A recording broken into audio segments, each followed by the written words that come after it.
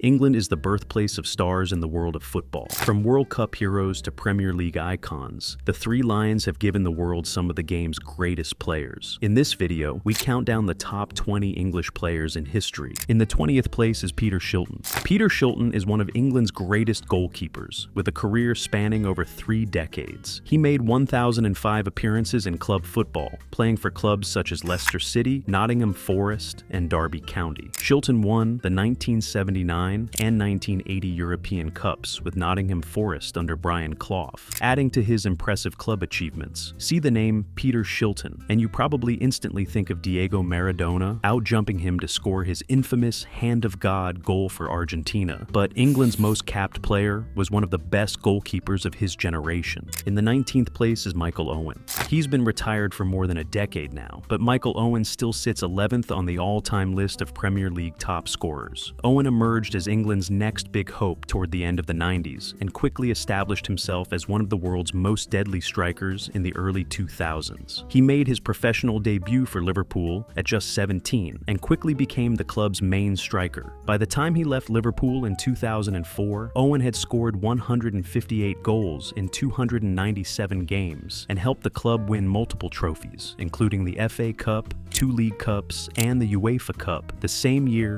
he won the Ballon d'Or. He later played for clubs like Real Madrid, Newcastle United, and Manchester United, where he won the Premier League title. On the international stage, Owen burst onto the scene at the 1998 World Cup with a stunning solo goal against Argentina. With 40 goals for his country, Michael Owen is the 6th top scorer in English football history. In the 18th place is Rio Ferdinand. A player ahead of his time, Rio Ferdinand was a continental-style defender whose ball-playing ability and athleticism set him apart from other English centre-halves around the turn of the century, and went on to enjoy a glittering 12-year spell with Manchester United. At United, he won 6 Premier League titles, 1 UEFA Champions League, and 2 League Cups. Ferdinand also earned 81 caps for England. The former Leeds and United ace never played at a European Championship, but he was a vital presence for the Three Lions at the 2002 and 2006 World Cups, recording 7 clean sheets in 10 appearances. Fabio Capello briefly made Ferdinand captain ahead of the 2010 World Cup, but an injury ruled him out of the tournament, and he was never quite able to recover his best form. In the 17th place is John Terry.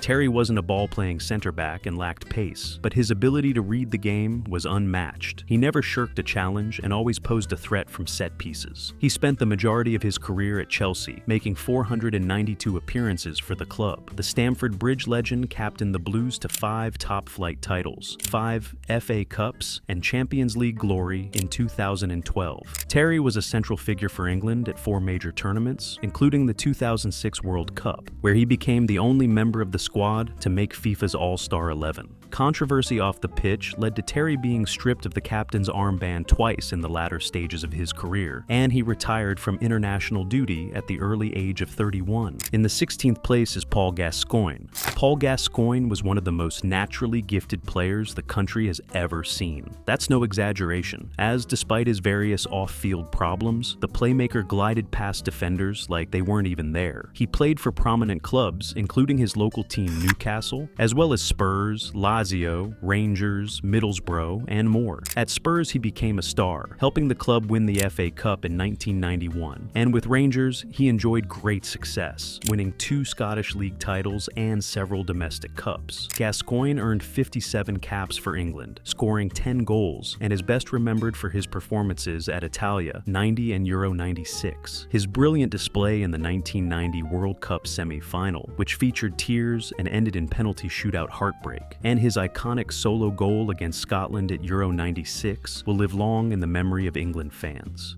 In the 15th place is Ashley Cole. England's greatest ever left-back combined intelligence and athleticism, blending attacking forays with defensive solidity. He even once forced Cristiano Ronaldo to ask to be substituted after a nightmare performance against him, with the Portuguese star later noting, "He does not give you a second to breathe." Ashley Cole made over 700 club appearances, playing for top clubs such as Arsenal, Chelsea, and Roma. At Arsenal, he was part of the legendary Invincibles squad that went unbeaten during the 2003 to 2004 Premier League season, winning 2 Premier League titles and 2 FA Cups. At Chelsea, Cole enjoyed further success, winning 1 UEFA Champions League title, 1 Premier League League title, and 4 FA Cups. He was probably the only member of England's golden generation who truly fulfilled his potential. Between 2002 and 2012, there was certainly no one more consistent in the England squad. He made 22 appearances across World Cup and European Championship competitions during that time. In the 14th place is Frank Lampard. Midfielders aren't usually known for banging in goals, but Frank Lampard made a career out of it. Across just over 1,000 games for club and country, Lampard scored a staggering 303 goals. Most of those came in a Chelsea shirt, where he became the club's all-time leading scorer and still holds the title of the Premier League's highest scoring midfielder. Over his 13 years at Stamford Bridge, he helped Chelsea win 3 Premier League titles, 4 FA Cups, 1 UEFA Champions League. After leaving Chelsea in 2014, Lampard had a brief stint with Manchester City and New York City FC before retiring in 2016. He wasn't shy in an England shirt either, netting 29 times to become the national team's top-scoring midfielder. Ironically, though, his most iconic England moment is one that didn't count, a rocket of a strike against Germany at the 2010 World Cup that clearly crossed the line, but wasn't given. In the 13th place is Paul Scholes, a member of Manchester United's famous class of '92. Scholes' midfield mastery proved pivotal to the Red Devils' sustained success under Sir Alex Ferguson. He made 718 appearances and won numerous trophies, including 11 Premier League titles, 3 FA Cups, and 2 UEFA Champions League titles. Unfortunately, he was often played out of position on the wing for England, as managers, particularly Eriksson, struggled to fit all their star players into the same system. That was no doubt one of the main reasons Scholes decided to retire from international football at just 29 years of age. Still, he made notable contributions for the Three Lions, such as scoring both goals in the Euro 2000 playoff win over Scotland at Hampden Park. In the 12th place is Steven Gerrard. Gerrard, Lampard, Scholes. It's a debate that has long divided English football fans. Let me settle it for you. Steven Gerrard. While Scholes was the metronome with a laser-guided passing range,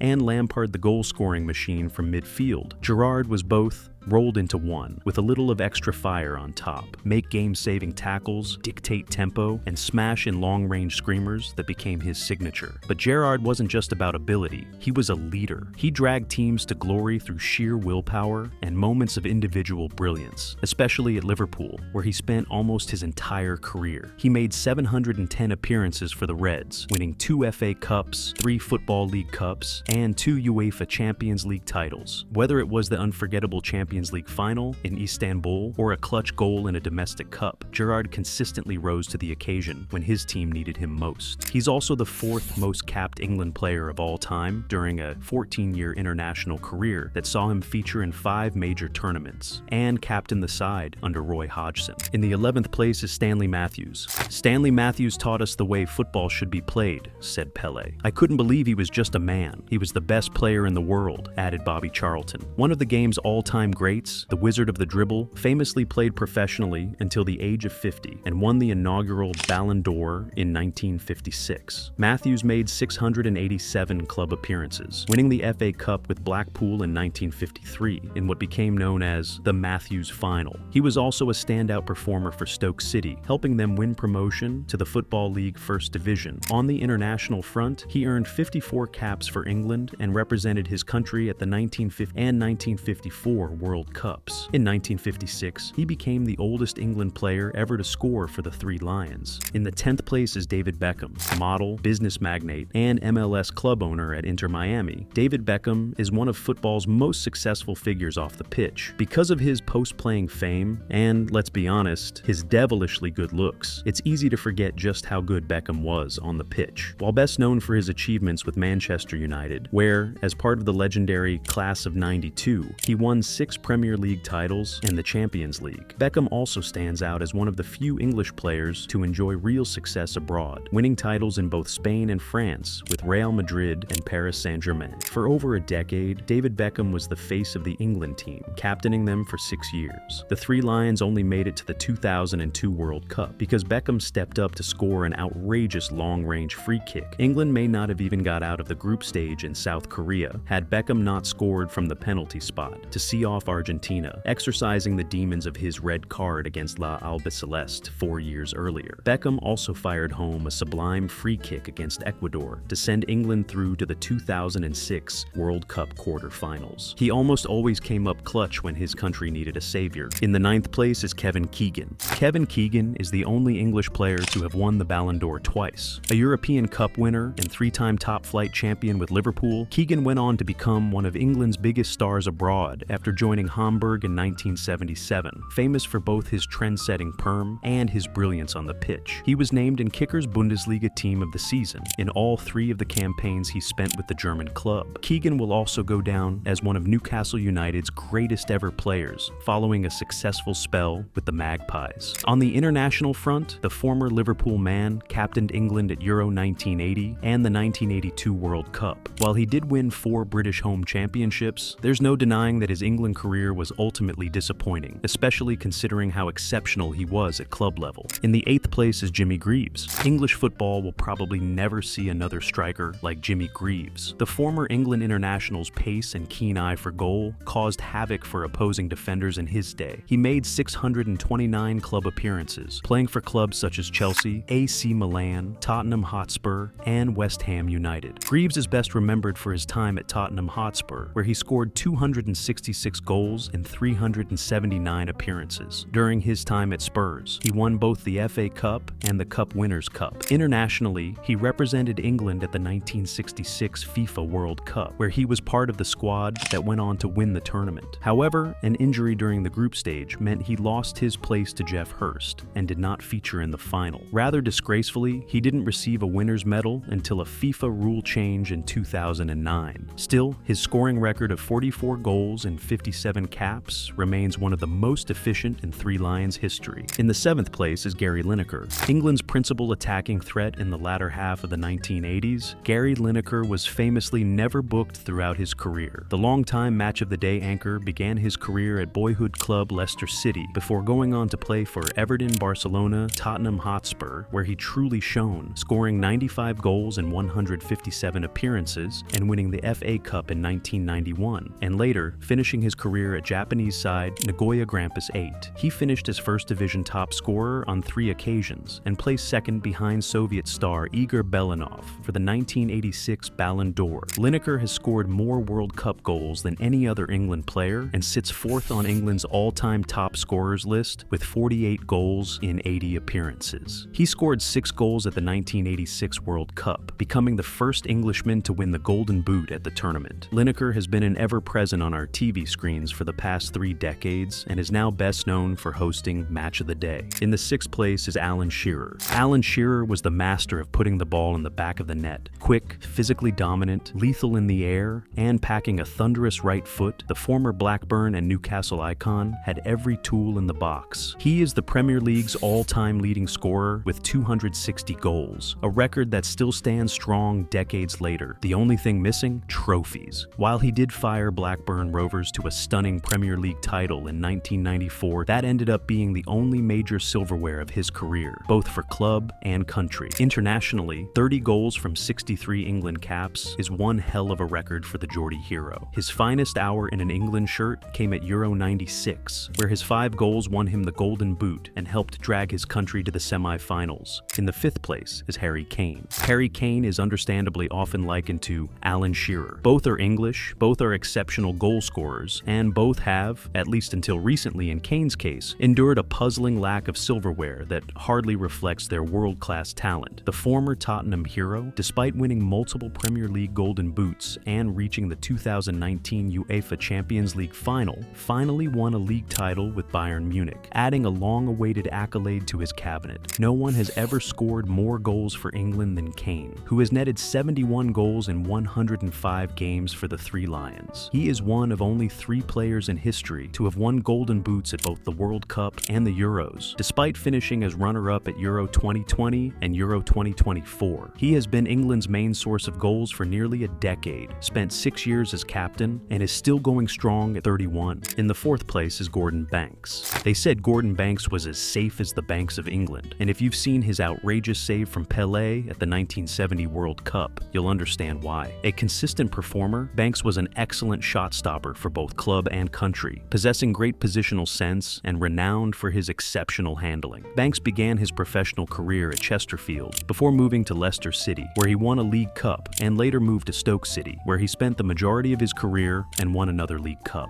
Internationally, he remains the only English goalkeeper to win a World Cup, starring in the Three Lions 1966 campaign as they defeated West Germany on home turf. The man between the sticks for England's finest hour was named FIFA Goalkeeper of the Year 6 years in a row between 1966 and 1971, while the IFFHS ranked him as the second-best goalkeeper of the 20th century, behind only the immortal Lev Yashin. In the third place is Wayne Rooney. Blessed with elite vision, an off-the-charts football IQ, and a rocket of a right foot, Wayne Rooney was a once-in-a-generation talent. Not only did he finish his career as Manchester United's all-time top scorer with 253 goals, surpassing Sir Bobby Charlton, but his journey to the top was equally remarkable. Rooney burst onto the scene as a teenager at Everton, scoring a stunning goal against Arsenal at the age of 16, before moving to Manchester United in 2004. His time at United was legendary, as he helped the club win 5 Premier League titles, 1 UEFA Champions League, 1 FA Cup, and numerous other domestic and international trophies. On the international stage, the former Manchester United star was an otherworldly talent when he started bossing it at Euro 2004, and while he never quite hit the same heights for the Three Lions at major tournaments, he dragged the nation through various qualification campaigns. Rooney earned 120 caps for England, scoring 53 goals, making him the country's second highest all-time goal scorer. There's just something poetic about a buzz-cut legend clattering opponents, smashing screamers, and wheeling away in wild celebration. In the second place is Bobby Moore.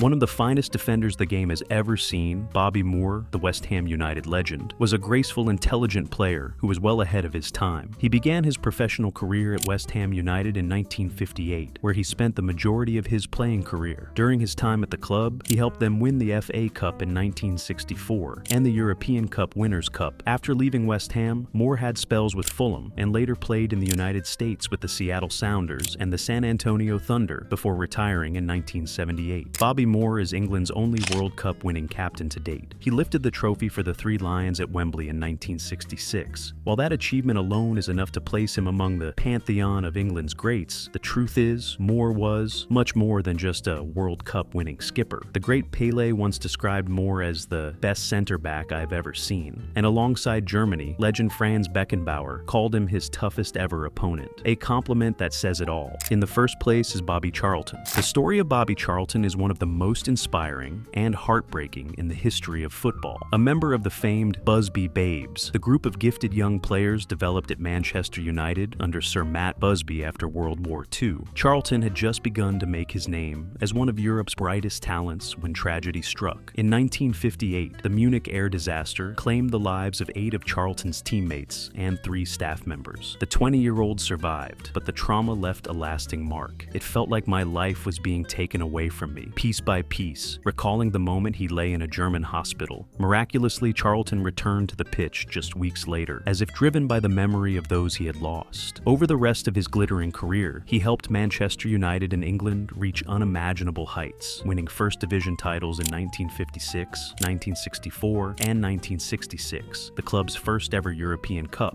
in 1968, and of course, the World Cup in 1966, where his 2 goals in the semi-final against Eusebio's Portugal helped send the Three Lions to the final. He also won the Ballon d'Or in the same year. The incomparable Charlton's name will forever be synonymous with the English game.